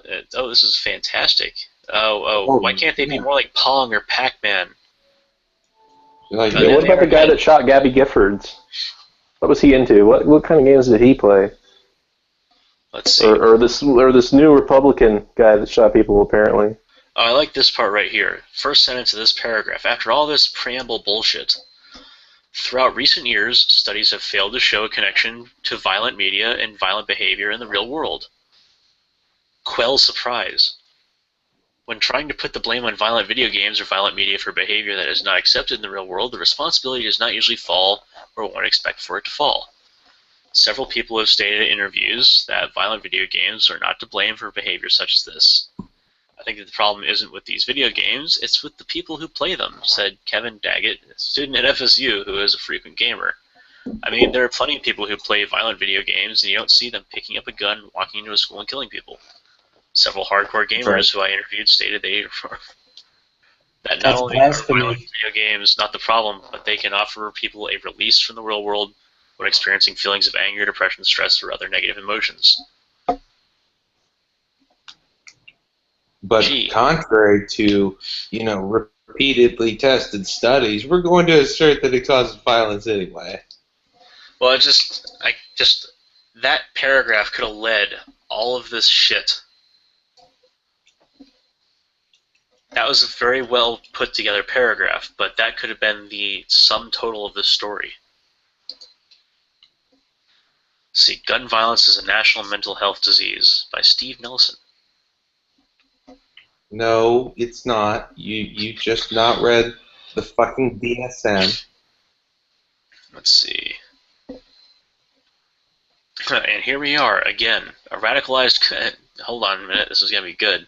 Again, remember that word. A radicalized couple in San Bernardino, a crazed shooter in Colorado Springs, Charleston, Newtown, out-of-control police in Chicago, Cleveland, Ferguson, Baltimore, North Charleston. Our list of shame grows faster than the memories can fade. Well, maybe it's because they're so well publicized nowadays. You don't hear about every single shooting in, say, I don't know, Detroit, do you? Yeah, in the ghetto, you agenda, man. Uh-huh. No. Yeah, it'd be shame for people to, actually say, well, gee, maybe it's, handgun crime, which is so rampant in a city like Detroit, that place that was it's like he was a president or something. Well, you're running into institutionalized racism at that point. You can't point out that it's black people. We're talking about a city run by Obama, right?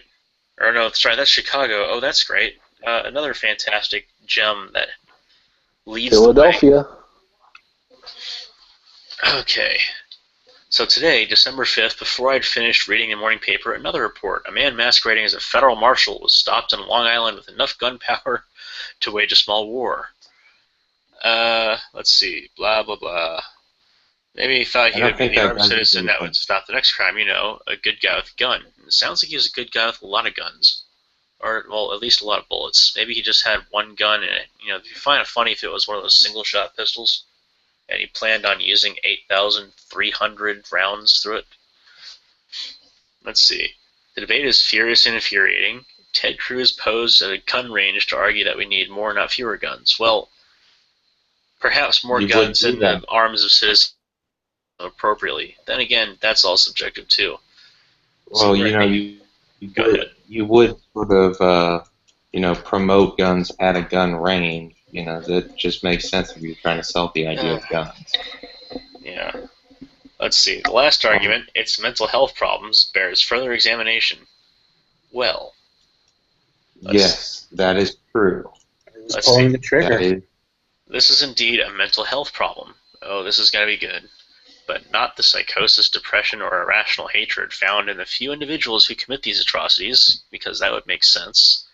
It is a widespread epidemic of mental illness in a large segment of America. This disease has many manifestations. It is American exceptionalism. Individually and collectively, we Americans aren't going to take any guff from anyone.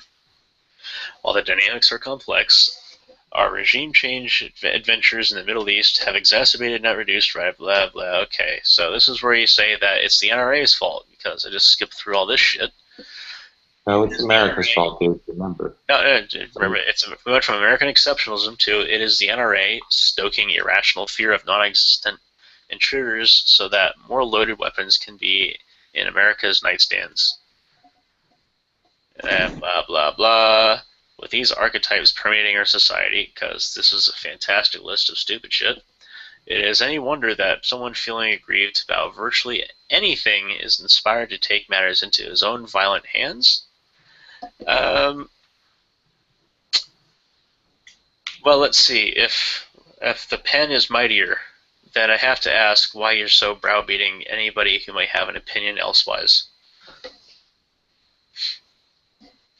But that's just my opinion. I could be wrong. But I wouldn't know anything about that. Gee, maybe the next part of the story is, it'd be a real shame if somebody wrote a story slandering you. Maybe, I could give you a little bit of protection. Shoot a little bit of money our way. We'll write you a nice story. Yeah, they'll never slander you after, we write you a story. But don't you go talking to our competitors. Yeah, and make sure you keep that money coming. Otherwise, you know what happens. Let's see. How do we find a solution to constant violence? Oh, this is blacked out because retarded. And I don't feel like answering your question. Look at this page. See, just how unique is the political rhetoric of the Donald Trump era? They forgot a trademark there, I'm sure. Oh. This post has been updated in light of Donald Trump's comment Monday on banning all Muslim immigrants. This looks like a peachy story. Except that it looks like it's not. That's upsetting. Why? We'll have to save this one for tomorrow then. Sarge can have fun reading this. Hold on. I just want to. I want to think about something real quick. Yeah. I'm all for helping people. I hope we can find a way to come to a peaceful agreement where we can help people who genuinely need to get the fuck out of Syria. But that said, why do Democrats, specifically the most hyper-leftist Democrats, why are they so outraged that we're not taking, exorbitant amounts of immigrants? It's not a necessity. It's something that we do because we can afford to. Because they don't help people directly. It's very simple. They don't help people directly. There are plenty of people around us to help. It doesn't take more than just stopping and looking around as you walk to find somebody who you can help out in any given day. Instead, they'd rather go ahead and be safe in the knowledge that a part of their paycheck goes to some charity and pays some manager of the charity. That the fraction of their dollar to that charity actually makes its way to somebody to help. Yeah, okay. That's paying off your own guilt. I make it a point if I see someone in need of help, if someone needs help pushing a car up a driveway, something like that, just go help somebody. It takes 2 minutes of your time to go help someone. That's the kind of help they're expecting everyone else to do for them. It's laziness, is what it is. Yeah. And it's deplorable. I've never thought about it that way.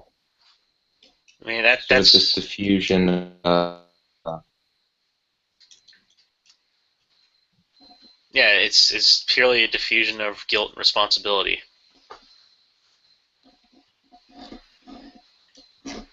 Let's see. Alleged shooter unknown. So, killed versus wounded. Okay. This is the mass shooting tracker. So what is the minimum amount of persons involved for it to be a mass shooting? Because otherwise, I'd say this is kind of truncated, given that it seems to be a threshold of around, 3 or 4.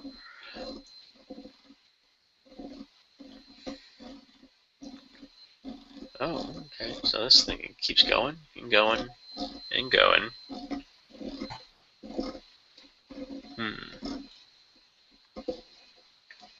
Greenville, Georgia. Expand. Let's see. No, it has note. Note.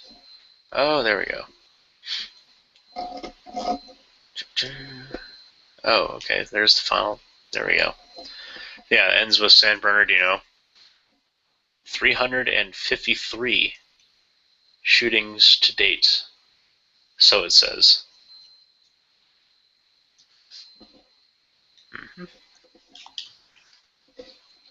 Okay. Batman, Sargon, what have you. Sargon's taking a break. It's just me. Ah, okay.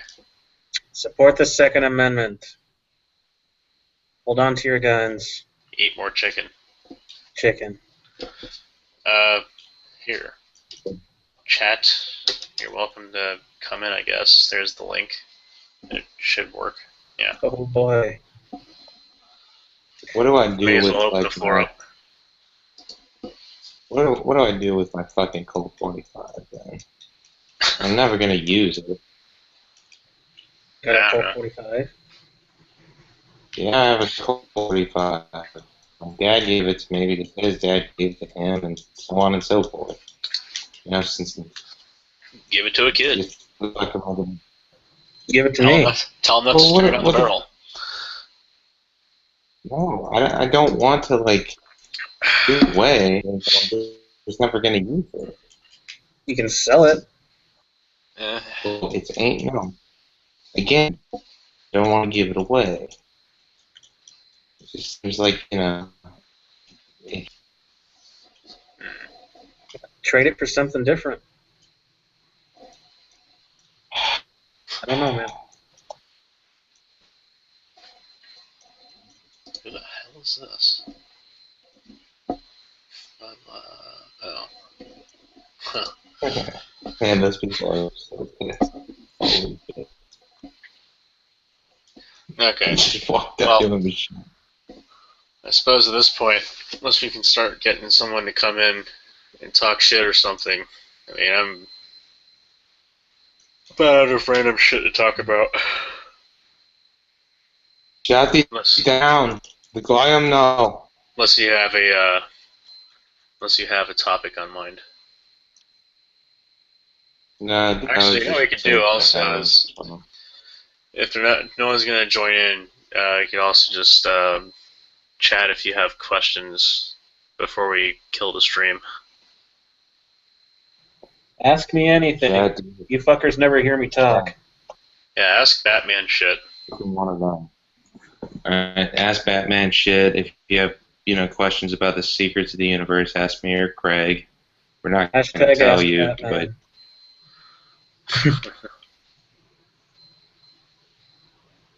but how big was Raz Al Ghul's? Oh yeah, or else we'll start watching the most offensive videos on the internet. Oh God. No. Charlie Brown, no. Yes. It's the great Dolomite. It's like, last I checked, there's a hell of a lot more mothers than there are niggas. You goddamn pheasant free. Oh Lordy. I'm sorry, boss man. That's why they call me Smash let me Mouth. have the YouTube.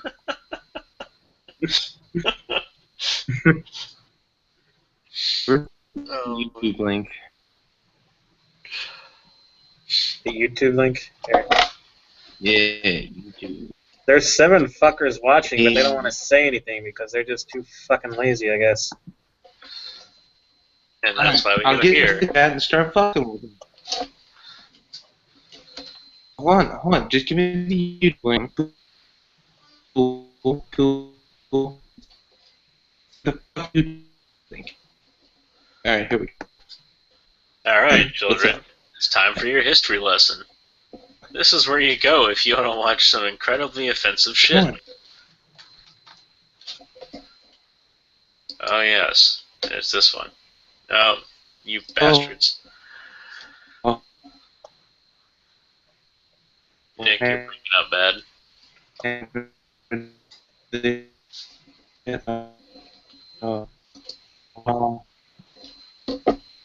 I got about 2 phonemes out of that. I'm gonna shill the hangout some more. Okay.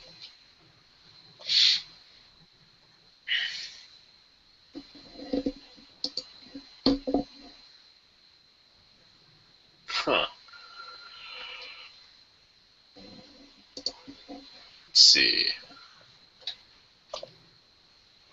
Blah, blah. Is anything interesting happening on the Twitters recently? I've been having to do, actual real life shit, so haven't had time to have fun there. Let's see. The stream has been shilled. No, wait. Hey.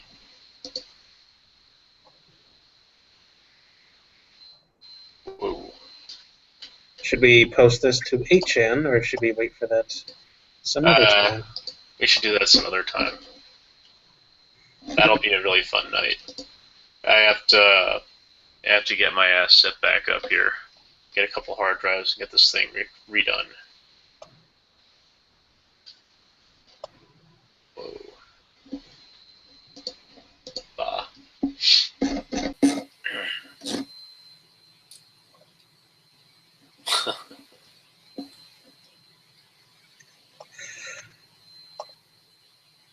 Chat. Wake the fuck up, you 6 fucking people. Okay. Well, this is... Fuck you, Lenny. Fuck you, Access. Fuck you, Gonzo. I've been here for years. Been here for almost a year for you fellas. You don't want to ask me anything. Fuck you all. I was gonna say, this is... Yep, 5. This is getting anemic. I think we're gonna go ahead and cut this shit while we can. So... Good morning. Oh. Hey, Demented. Is this an important stream? No. Yes. Well, screw you. You invited me. We're trying to destroy Gamergate from within. It's time. We are? With the Colt 45. Okay.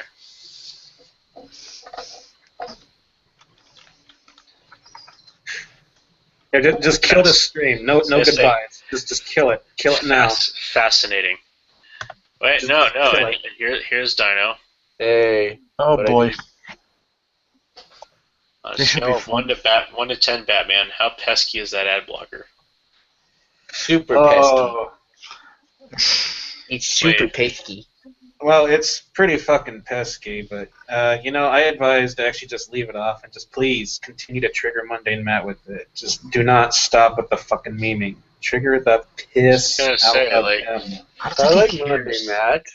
I like him. He's cool. Say, we don't... This channel doesn't have ads because I find them to be fucking annoying myself. Yeah, I'm not gonna lie, I sometimes use adblock when I'm just on a day where I'm just bored as fuck. Start a hashtag campaign to just continue using adblock with Mundane Matt videos. Oh my god, do it. You're gonna get pissed. I don't know. We have to. Mundane Matt's cool. I like him. So what if he gets pissed? I don't care. Fifis don't count online. He's cool. Right.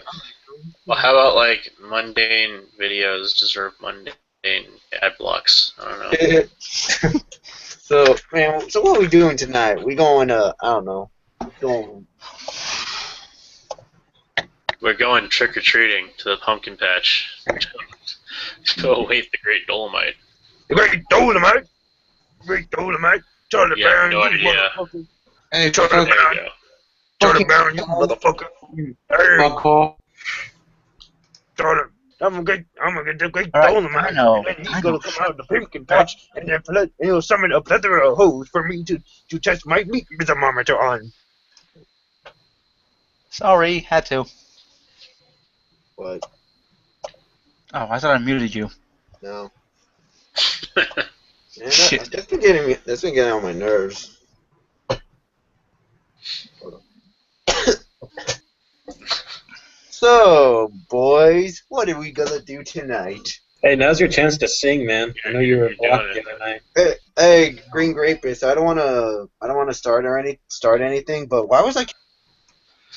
So, Dude, I wanted to So- talk. Not Yeah. you, Demented. Demented. What? I wanted to say something. okay. Whatever. But Green Grapist, I wanted to ask you, how come I was kicked off the stream? I tried. I I tried. didn't even mute you this So- time. Jeez, don't let me. So what happens, the way it works is if I have to kick you out of the stream to make room for someone else, if I have to kick someone for any reason, then it blocks them from the stream. Like, they can't get back in. So I really, like, that's why I had the rule where I was trying to say, you know, everybody bow out as you come through, so that way we can make room for more people. And we had full up, and it was between you and someone else who would come in a little after you. So you're up. Alright. Mentioned to say cycle through. That's cool, dude. Yeah, it's fine. So yeah, I'm sorry about that, but I was just That's had cool. to keep going along, At least you're up. At least you weren't being a dick about it. Like, you blocked me in your life, but whatever. It's cool, dude. It's fine. Yeah, we had to learn that the hard way. That happened to me after Sarge kicked me on one of the earlier streams. And I couldn't get Dude, back in. I was like, I'm gonna murder you, Sarge. Sarge, oh my god, how did you guys get Jenny? I love that freak out where she just gets all ghetto and shit. Oh, good God. Dude, I What the want. hell, Sarge? Sarge is not even in here. Dude, We pulled Jenny by drawing dicks all over her face for like half an hour. Dude, I want to talk to Jenny so I can fucking trigger that bitch. I can be just as ghetto as her. If you guys want to get Jenny in here, by all means. I Go ahead and invite her. I wish I can, but I got a final tomorrow. Maybe tomorrow, I guess. You guys could get Jenny over and I can trigger that bitch. So I could go tomorrow. I can be ghetto. I can be really ghetto. Tomorrow, Oh what my we're God, doing is she's so fucking crazy. actually she might show up. You never know. Tomorrow, we're Sarge is going to be parodying Trump. Oh god. I want Jenny to come on. I want to fucking trigger the bitch. Yes. Dude, like, I would love to trigger her as well, but Did you just call me a bitch? she does You're frighten supposed me. to apologize. Fuck you.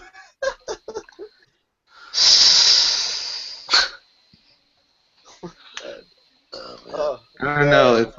It's like catching her off guard is really kind of literally like, you know, walking behind a horse. Yeah, Gene, weren't we just saying the other day? It's strange. Her facial structure. It's equine. dude, Seems very equine, I yes. want to trigger her. I want to trigger her. Well, we don't have her number, dude. We can't just like call her up and be like, "Bitch, get on the fucking hangout." Well, No, technically, I'll say that. No, I'll say good. no, I'll say this off air, but It's like, don't be such a stuck up bitch. Say it Just now. come on. Jenny, you crazy ass girl. Damn, that was the funniest. Dude, how'd you get Jenny on? That was the funniest thing ever. Please It send her a was true. I want to see Jenny. I want to trigger her. I want to freak her out. Well, go message her on Twitter, man. I don't know. Yeah. Oh yeah, I do know her too. Craig, I don't want wasn't it? to message that bitch. She gonna kill me. I can't hear you. Hold on a minute. What's up, Nick? Wasn't it Aldous who was talking shit to her and provoked her into coming in? Batman was like linking her our shit, and he might have. I know she was all pissy with Grey Knight, etc. Oh, she hates Grey Knight from long standing.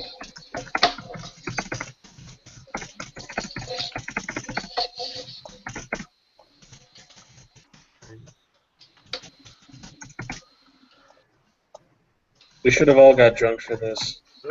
I've been drinking, but there's nowhere near enough. I hadn't actually reached it. Alcohol Anonymous. Drinking is fun. I can't drink. I need my brain for tomorrow. Hey, everybody. You have a final, right? You can't Yeah. What's your Batman, final? you can't be drinking. You're like It's what about will people it's a do if communication you're class. Oh my God, Nick! driving? Nick, shut up. Hey, Batman, you, Batman. You're all autistic. Go to hell. Final. You, Batman. Dino, focus. Dino, focus. What is your final? It's about communication. About communication. Yeah. So for that final, do you bark at people or? No, I don't bark at people. Nah, I don't. I have to answer I have to answer 100 questions and shit. 100. Yeah. On feminism. No. Oh, I haven't told you guys about my teacher. She is a feminist. Oh, so you're not allowed to trigger her then, are you? It takes she says she doesn't this is what she said one day. She said political correctness is problematic. She said that. Wow. Isn't that like the KKK saying that the Nazis were kind of racist? Sure. Hey, Yeah. shut up. I got a question from the chat because we're doing an AMA.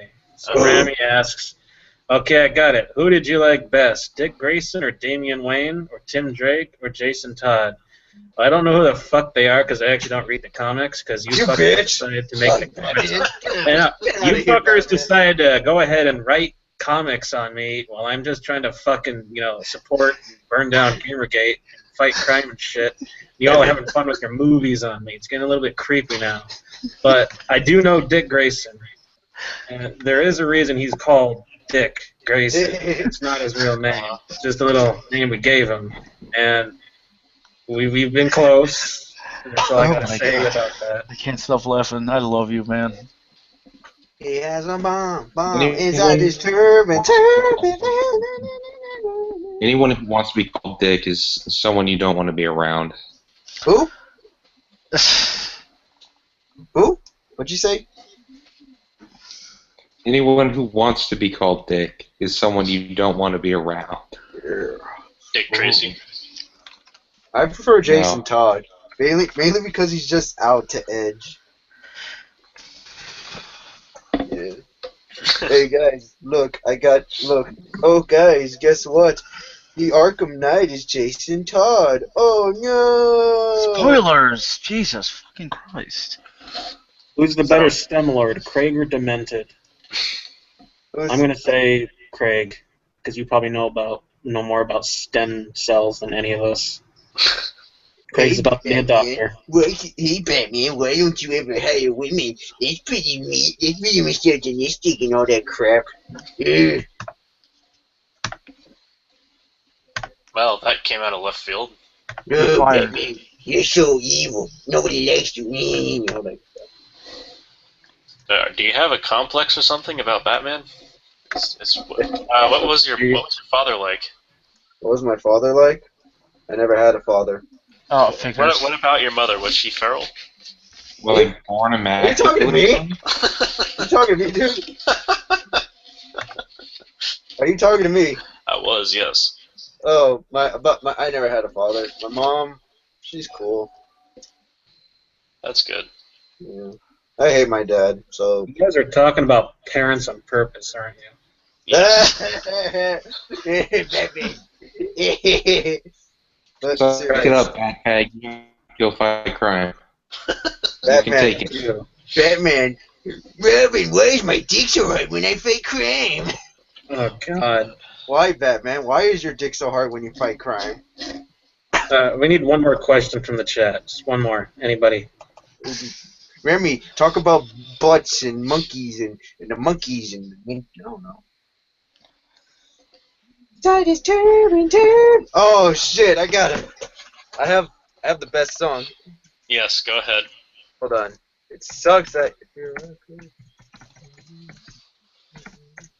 Wait, is it the nigga web band? Please be. Oh, I got a really good song. Hold on, I have a suggestion for you if you can't find it. Why No, does I it got- sound like monkey butts? No. I have a really good song. Okay.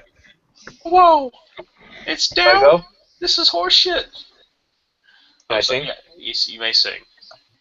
If you're a cartoonist, if you're a cartoonist, then you die, baby. If you're a cartoonist, then you die, baby. Look at me, I drew the face of the prophet of the Islamic faith. Will I get killed by caliphate, or should I accept this kind of fate? Mohammed, no problems. Where's Charlie? They shot him. Mohammed, no problems. Silly Muslims. You can take a piss on Jesus and it's fine. It's fine. But draw a picture of Muhammad and goodbye, bye. You die.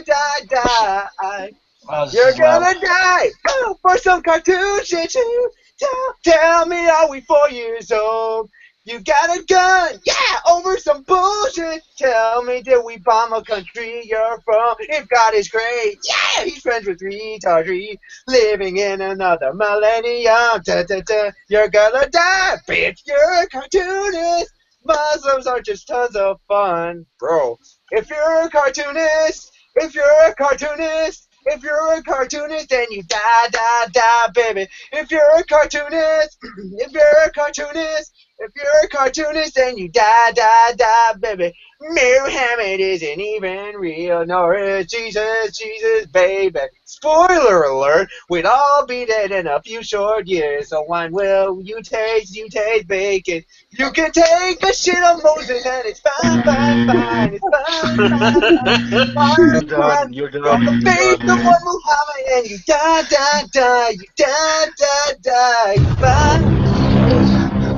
You fuck it. Well, chase those dreams, kid. You chase those fucking Absolutely dreadful. That was horrible. I know it was.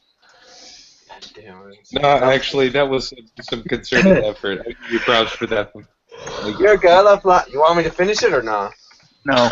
No, yeah, you know The what? buzzer is final. There's always next year, dear. All right, Sorry. so are we playing the song? Dude, I gotta we get have going. the just- site's down. I gotta get going, so take it easy, dude. Alright, The site's bye. down. We got some more questions. Nora said, why is Dino so autistic?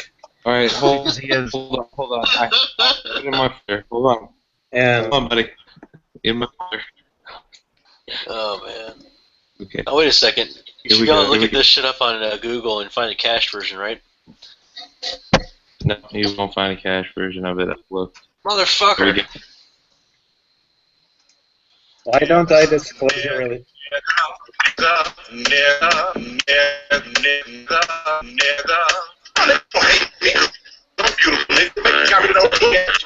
Oh, better yet, maybe you should call your dog fucking with that brain surgeon. The lawyer should fuck. I don't hate niggas, I'm beautiful. Nigga, put it on TCAM. Oh, better yet, maybe you should call with that brain surgeon. The lawyer should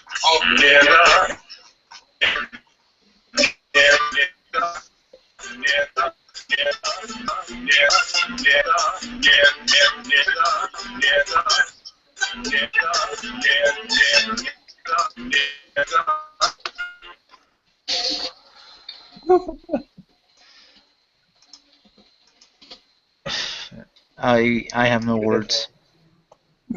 Are we having another sing-off? Oh my god. So now I understand how painful it was to hear me saying robot tuning out.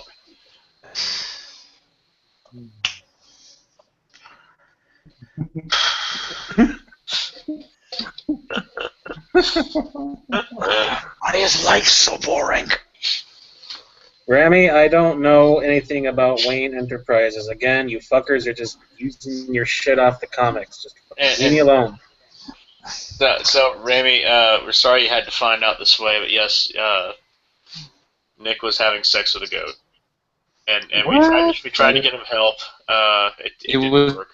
Hold on, shut up, Craig. We owe them the truth. Back It's on the greatest weapon ever made. It's the greatest weapon ever made. We owe them the truth. At least give them that. It is. It is a pretty fucking awesome weapon.